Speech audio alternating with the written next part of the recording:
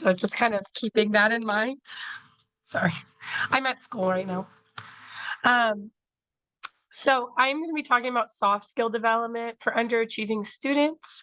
As I said, my name is Kati Begen. I am a freshman biology teacher in Fresno Unified School District, which is in Fresno, California. And I'm also a doctoral candidate at Southern Wesleyan University. So I wrote my dissertation on soft skill development for underachieving students. So that's why I've been very passionate about it. And I really do think it makes a difference. So before we begin, like Marcus said, I'm really open to questions and you can either put in the chat, you can raise your hand, you can just shout it out. That's all good with me. I want to keep it like nice and open. And I'd love to bounce ideas off as well. So please feel free to ask any questions that you have or clarifications. I'm available if you ever want to talk about this topic or anything else like education related. I'll put my info on the last slide. And then I'm also not able to stay after because I do have to teach my next period. So I'm really thankful my principal let me get this period covered so I could be here today. So just a little overview.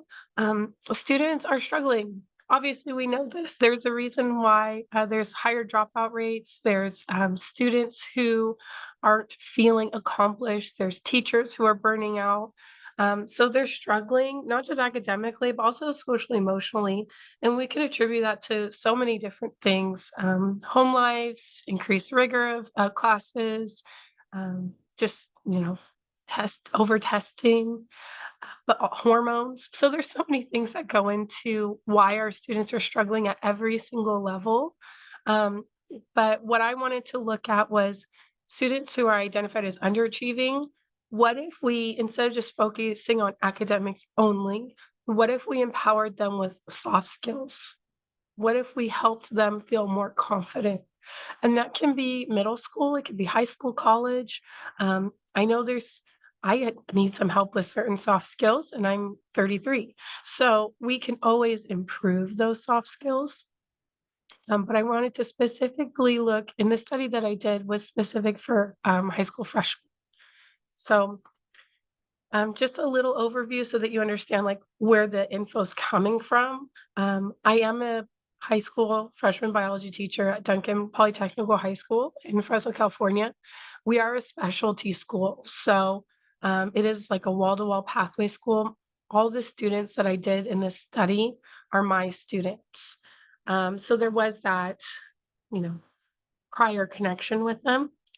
And I did a qualitative study, so I went just an inch, inch wide and a mile deep. We really dug in with these kids. And in the test group, there was 11 students, and in the control group, there was 10. So it was a small group, but I really got to dive in. And I implemented an 8-week intervention program. So once a week, the students learned a new soft skill. And I just tracked their GPA, and I did interviews, and I looked at their workbooks to get evidence to see, does soft skill help with academics and social emotional connection? So I used the workbook that I created, and I tracked their progress. So just a little background so you know where this is all coming from. Are there any questions so far?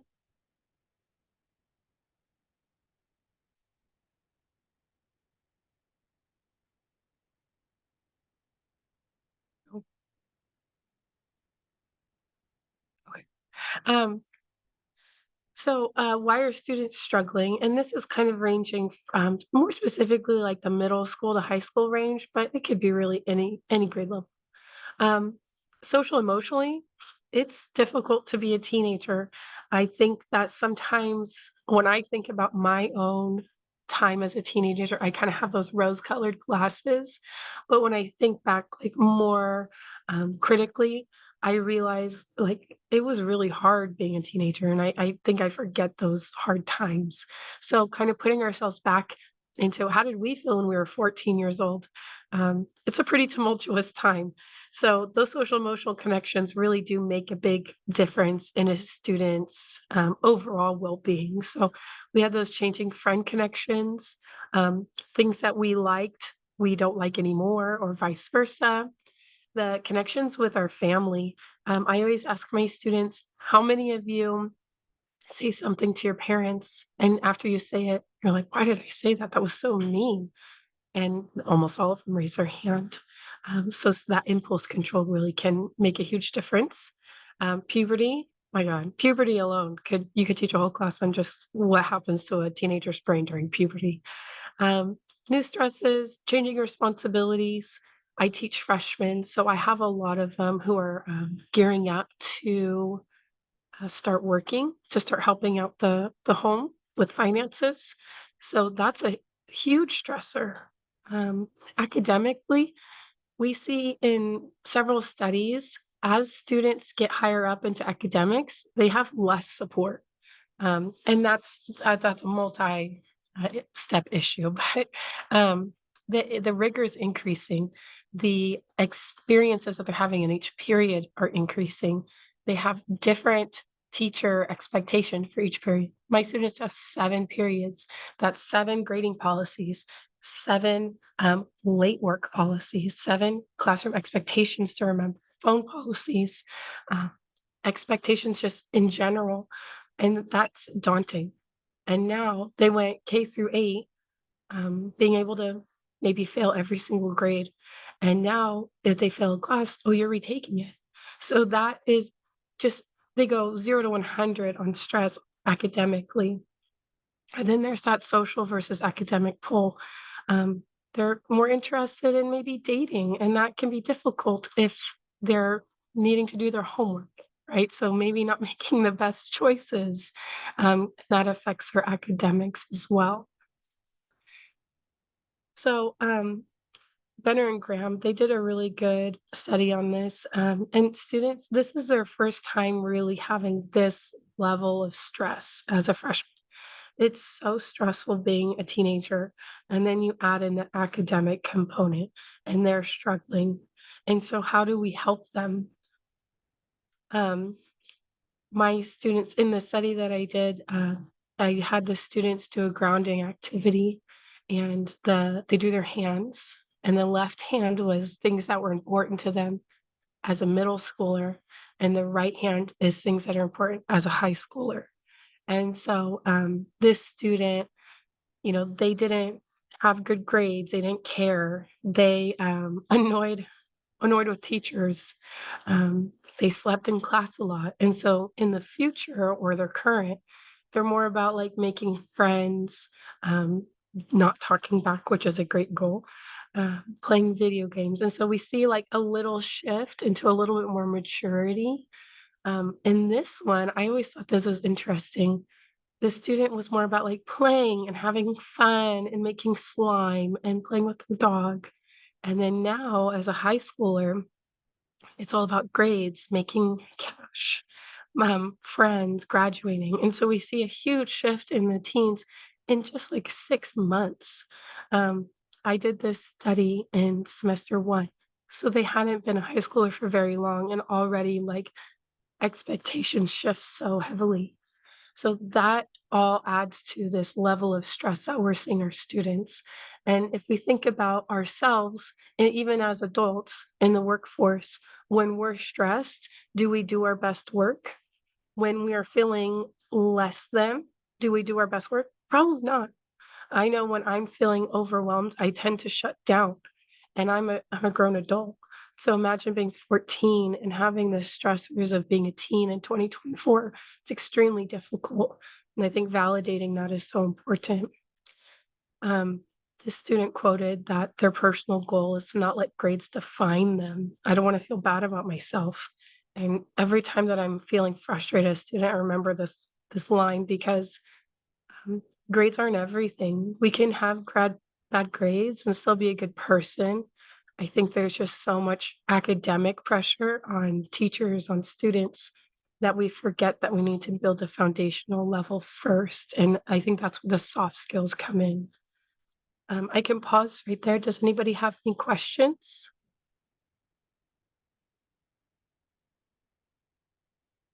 I can't see the chat.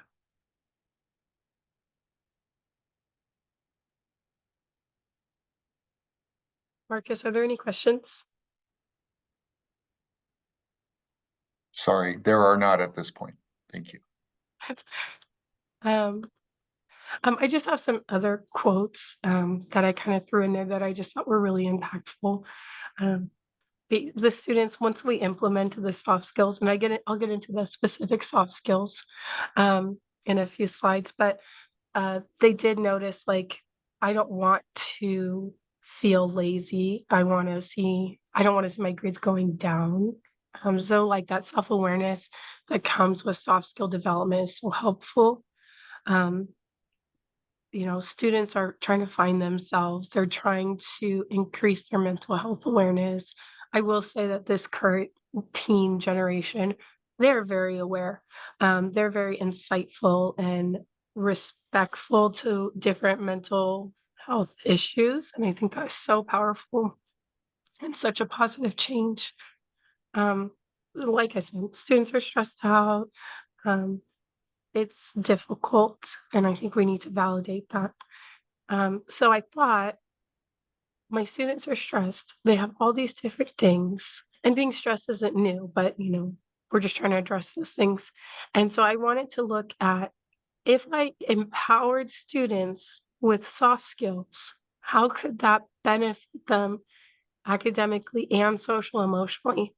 So I did take my own experiences as their teacher to choose 8 soft skills that I thought were necessary as a student, but also important as an adult. Because when we have something that is transferable over time, we're more likely to use it and to make it part of like our everyday. And I think that's more powerful. So the soft skills that I chose was goal setting, because we should all know how to set goals, time management, communication with adults, specifically teachers in this setting, but that could be for anybody. Organization, staying focused, dealing with stress, healthy habits, and reflection. And I put the healthy habits in there. I think that one was kind of a wild card, but I do notice that my students, the ones who are struggling to achieve in school, a lot of them tell me that they don't sleep enough and they don't eat right and they don't do any form of exercise other than PE. So I did put that one in there specifically for the students. Because that all adds to it. If we're eating junk food every day and not moving and, not drinking water, it's gonna be really hard to be academically successful if we're barely functioning. So I did throw that one in there. But this is just an example of how I did it. If you were to implement soft skills in your classroom, like, uh, or in whatever setting that you're in, even if you have a teenager at home, um, I do think that it's beneficial to have, like, just a clean, easy to follow, because think about when you're in a meeting and the person gives you just a plethora of stuff to do, it's hard to follow. So I kept it nice and clean. I did a grade check. They write down their class, their current grade, and, like, the plan of action just to kind of ground that, and, "Hey, where am I? Where do I need to do?" And then that reflection piece is so important. Even as adults, taking that time to reflect on what we need to do is really important. And then, so the soft skill is time management. So prioritizing. If I were to write down all the things I need to do, I could have 100 things, but in reality, only maybe 4 of them need to get done by Friday. So prioritizing those things, I thought was a really important soft skill for them to learn. And then also kind of putting light on the distractors. Students' phones, you can look up their usage, their tech usage or app usage. You can put, well, like parents could put ramifications on it, like you can't go over this many hours or anything like that. Um, and a lot of students and parents don't know that that's a feature. So, how much time am I spending on social media? I know social media is a huge issue. I also think it's a really a powerful tool when used correctly. So, where do we find the boundary between a distractor and a tool? So, this is a student's example. So they're very aware of what they need to do, and this student had one of the lowest GPAs in the study. So he's not satisfied with the work. he knows that he needed to work up Spanish and biology, which is ironic because I'm his bio teacher. And then just prioritizing those things. This is EverFi. It's a platform that they use, not EverA. Um, and he only spent 2 hours on social media, but when I asked him, like, "What is the distractor?" Like, besides social media, it was video games, and he was a student that played video games into the night. So, he wasn't sleeping, he wasn't eating right, and he was playing video games all day. So, he even said, like, he needs to go outside. So, I thought that was really reflective. And then I had a little grounding activity, so, like, what's the activity that you do after school, and then is it worth it? So he said taking a nap after school for 30 minutes was worth it. It's a rest before he works on his assignments. And I thought that was really reflective because sometimes we just need a break. My students have 7 periods. That's really exhausting. And it's a really intense school. We go 9 to 4. So it's a long day and it's very high rigor all the time. And so that's very exhausting. But he said, like, I don't need to be on my phone. I should go on a bike ride. Um, so I just the grounding activity was really helpful in just being a little bit more reflective. A lot of times our students know exactly what to do. They just need that little push because they have those mushy frontal lobes. They aren't making always the best decisions. So that was a grounding activity. Um, After the study concluded, the test group did have 72% brought their GPA up to above a 2.0, which was really exciting, and then we had one student who also brought it up, just not a 2.0 yet, and then we had 2 students who had no progress. Comparatively, the, control group, only 30% brought it to a 2.0, and then 50% had no progress. So, numbers-wise, the soft skill implementation is beneficial, from this study. I also have another, group that's working on the same soft skills, and, we're tracking their progress, and it's going well. It's kind of following the same trends. Are there any questions before I go into the next part?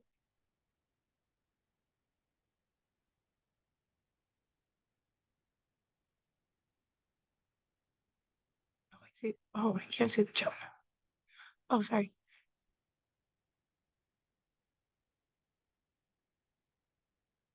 Oh, thank you, Erica. Yeah, I used to teach at the college level too. I taught credential classes, and I mean, if any of us are teachers, we know how hard that that first year of teaching is. And I was telling my students, they're in their 20s. I'm like, you need to sleep. Like, no, I have all these things to do. I was like, well, you can take a B on a paper, but you need to sleep. It grades aren't everything, and I think we always need reminders of that. We have to find that balance. Thank you. So why does soft skill implementation work? First off, connection. If you're sitting down with a student who is considered non-achieving, if we just go by GPA, making a connection with them, you may be the first connection that they have.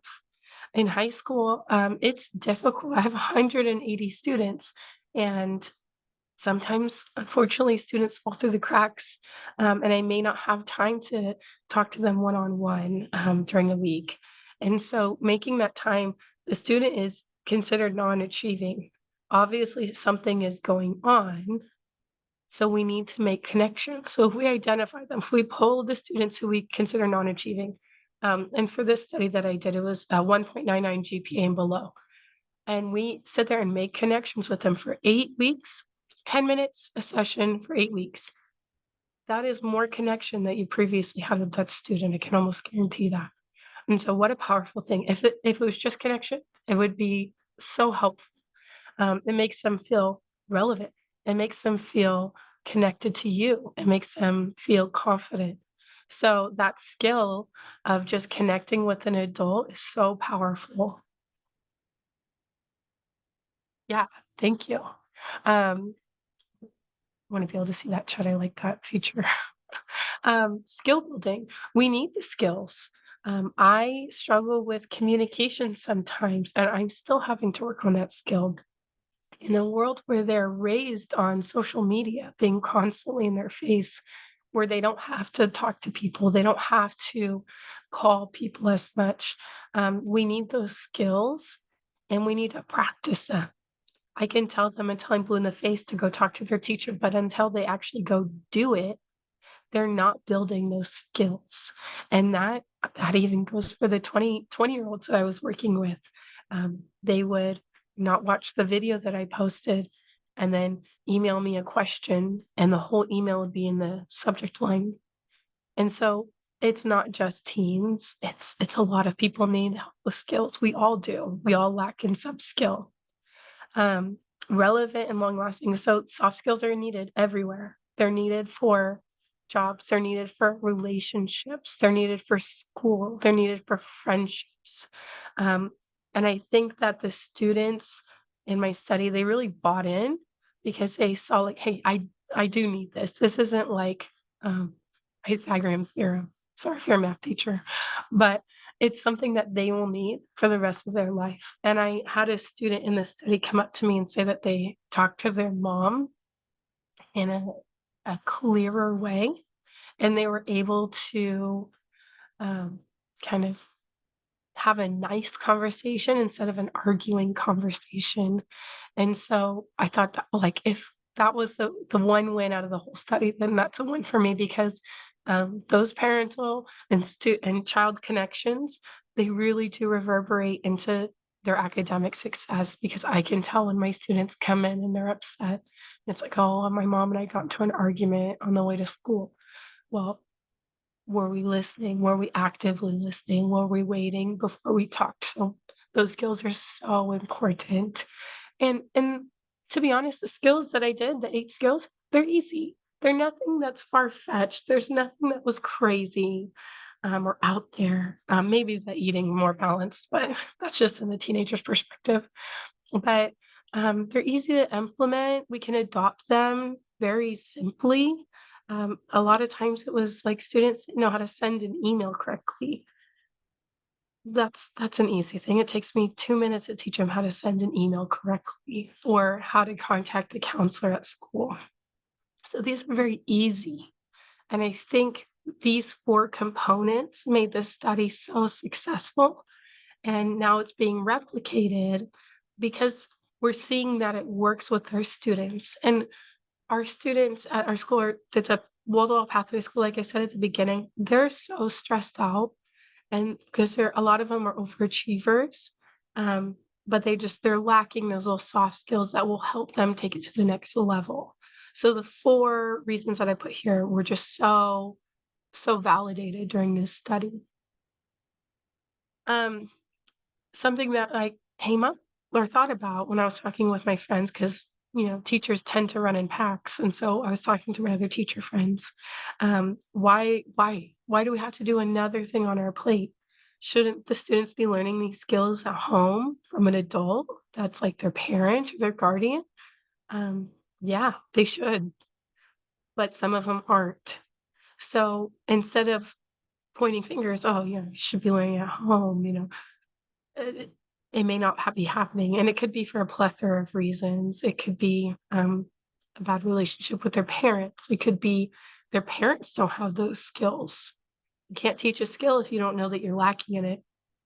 It could be, teenagers are real angsty, and they don't listen to their parents, so maybe the parent is trying their best and trying to teach them these skills, but teens just, um, sometimes tend to argue and fight back no matter what. So, validating that, yeah, it is another thing to put on our plate. However, it's important, and here are the benefits. This is why I take time out of my classroom instructional minutes to teach soft skills, and I'll share how I do it as well. When I have students who feel confident, they make better choices. And if I think about myself in a meeting, when I'm feeling frustrated or I don't understand the new concept that's being talked about, maybe it's a professional development meeting, I tend to just pull out my phone and I tend to chat with my neighbor because nobody likes feeling dumb. and to validate that, and that even as an adult, we feel dumb sometimes, and it's a normal feeling. If we empower people, if we asked for help, if we feel more confident asking for help, we're going to make less bad choices. So some of the students at the school who were in the study, they were my biggest behavior issues. And that goes hand in hand because when you feel dumb, you act out. And I definitely saw that correlation. So taking time out of my instructional time, 10 minutes a week, maybe, it made a huge difference. So the students that were in the test group are no longer behavior issues in my room. I can't speak to the other teachers' classrooms, but that alone, it was so powerful. Um, More effective communication from students. If you take the time to teach them how to email, they will email. Oh, sorry, there's a bug. They will email you when they need help. Like, what a concept, right? And my students, I would tell them about like etiquette because we use Teams chat. And I would say, here's etiquette for Teams chat. And now that they message me at a normal, decent time, not midnight anymore, I am able to communicate that with them easier and faster. So it was a huge benefit, just communication wise. Um, Almost all of the students brought their grades up. And while I'm not a huge proponent of like grades define the person, grades are important, right? They are focused on graduation, not doing summer school. So grades are important in school, obviously, but they're not everything. But when we have increase of GPA, we feel better, we feel more confident, we feel more capable, and so it all resulted in happy students and happy teacher. There was no point of the soft skill intervention where I'm like, this is not working. Every student wrote, there was a reflection piece. Every student wrote that they appreciated the grade checks and they appreciated learning new skills that they can apply. So if we take the time to do these things, it will reverberate back into your classroom. Some ways that I did it just really easily to reach all of my students, not just the test subjects, as I do a warm up. And in the warm up during quarter four, I just do like scenarios. And it's like, oh, Sally was absent for 3 days and she missed 7 assignments. Her grades dropped. What should she do? And so as an adult, we think, well, duh, she needs to talk to her teacher. But the students don't think that way yet because they haven't learned the soft skills as like its own entity. So if we work it into little examples, sometimes when we're done teaching, we have like 3 extra minutes of where the bell rings. Talk with the students. You can even make up a story and like, hey, what would you guys do if XYZ happened? And just having them be more aware that there's things that they have the power to do is so empowering and that they are in charge of their lives, but we do need some skills to be successful.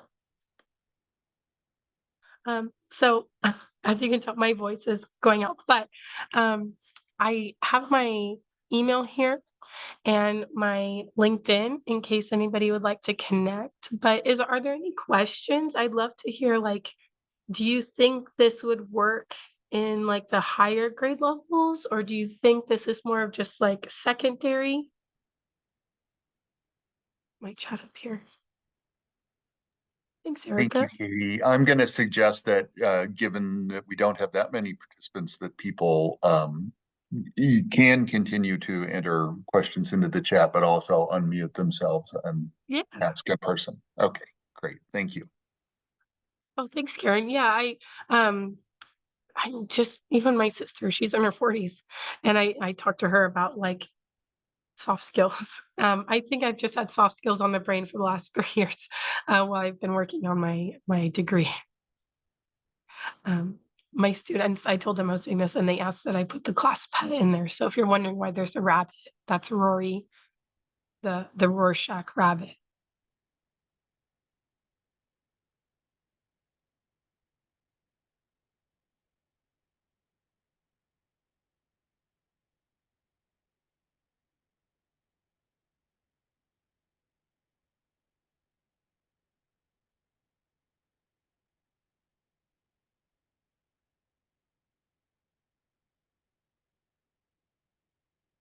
Um, well, if there's no questions, Oh, oh, we've got one from Stephen. elementary schools focus on source code. Yeah, yeah, absolutely, Stephen. So I did notice that. So when I was doing my literature review, I noticed that there was a statistic that said students who drop out by senior year or before senior year of high school, they make that decision by freshman year. So they may not actually do it until they're a little bit older, but they've already decided it. And I definitely noticed that. And if we think about it, um, elementary, they're in one classroom. They might like break off for those little groups and stuff, but they're in one classroom. They have one teacher. If they're absent, the teacher is on them. Hey, you missed this work. You did this, this. They notice those little things like, hey, you're wearing a hoodie and it's 110 degrees outside. They notice those things better than I taught middle school. I taught elementary, middle school, and high school. Um, and then when they get to middle school, they get a little less of the connection, but I feel like the class size is a little bit smaller still, so the teachers have a little bit more connection than in high school. I there's 7 periods. I teach 6 classes of 180 students. I have, grades are higher stakes. I have to do all these different things, and as a teacher, I can't connect with 180 students every single day, and it's exhausting, and the students have so much less connection, and I'm very big on, trust and building those relationships first, but even given that, I can't connect with every kid every single day. One of the ways I do it, I teach freshmen, in the warm up. Every day is 2 like questions that are review from the day before. So I can make sure like we'll check for understanding. And then 1 social emotional question. And we go over each question, but I can as a class, but then I can also read their responses on like the I use a Google form, but you could use anything. And I can kind of pinpoint any red flags. So like I had the question was like, how was your weekend? Like something so simple. And a student who never talks, but isn't a behavior issue, 4.0 student, wrote something really concerning. And so it wasn't something that they felt comfortable sharing with me in person, but it was something they felt comfortable putting on the warm up. And so I was able to um, get that student help counselor, and I made a referral, like a behavioral referral, so that they could get support from the counselor. But I agree, it's so jarring to go from elementary to middle to high school, and you just get less support and more rigor. And even from the parents, we get less support. Um, I mean, my son's in first grade and I'm on him, right? Because he's a first grader and he doesn't know the skills yet. I think there's just a misconception that by the time they're 14, they should know it by now, where we have some adults who don't know those soft skills yet. They don't know how to ask for help. So I think just opening like educators' eyes and be like, yeah, we do need to still take the time to get to know our students first, obviously.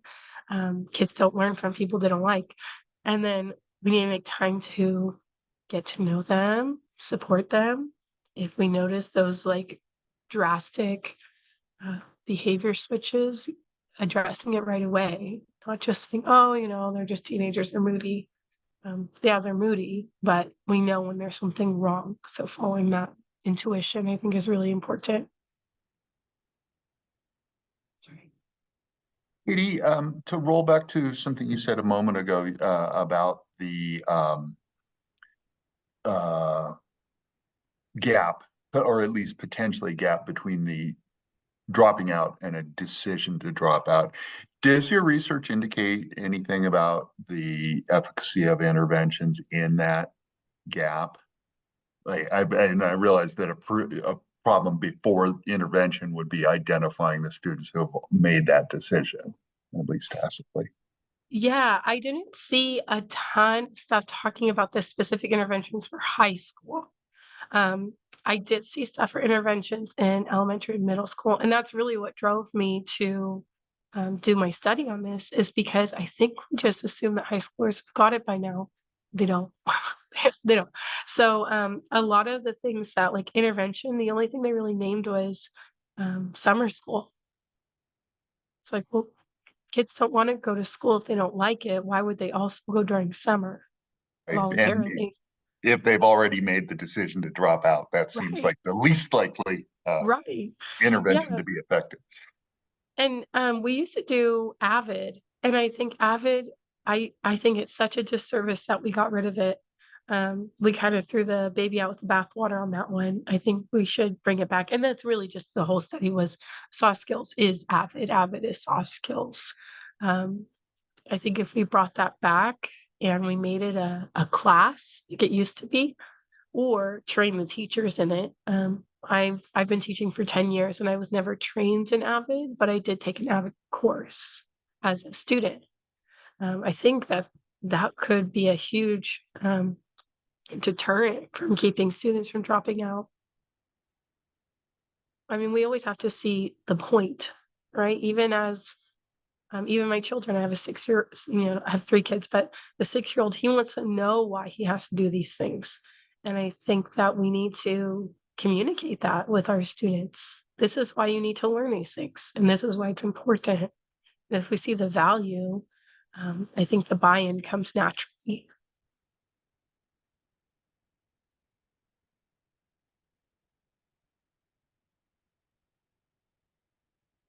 Okay, any other questions for Katie? All right. Well, Katie, thank you for your presentation. We'll let you go so you can get to your class that you have to teach. Thank you for sharing with us.